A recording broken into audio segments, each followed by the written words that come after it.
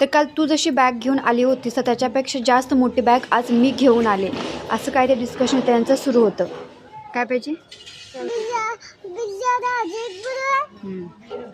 आणि आणि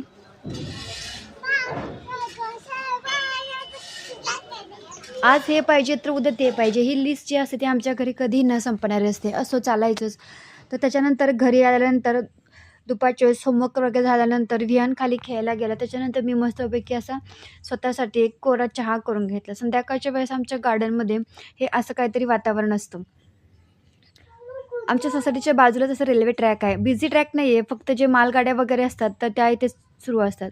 त्याच्यानंतर संध्याकाळच्या वेळेस तर देवाला ते दिवाबत्ती करून घेतली आणि आपण जसं करतो तसंच आपली मुलेही शिकतात असं म्हणतात. तर माझं बघून तीही रोज अशी देवाला ते नमस्कार करते. त्याच्यानंतर संध्याकाळच्या वेळेस खाली खेळायला गेल्यानंतर दादाची जी गँग तीच माझी गँग आणि त्या गँगची मीच अध्यक्ष, असा काय मॅडमचा असा ऑरा असतो. तर प्रत्येक ठिकाणी तिची अशी लुडबुडी चालूच असते. त्याच्यानंतर थोड्याच वेळात बाबा आले. तर बाबा आल्यानंतर सर्वात जास्त आनंद हा तिच्या चेहऱ्यावरती लगेच दिसून येतो. तर गाडीनं ते बसून तिला एक असा राऊंड मारायचा होता.